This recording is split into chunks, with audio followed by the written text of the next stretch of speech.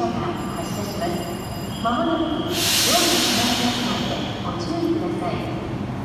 次の停車駅は苗穂です。19時ちょうど発岩見沢滝川方面旭川行き特別急行大学37号8番線です。8番線に向かって右手自動車左手歩行者です。この列車は自由席や歩行者から指定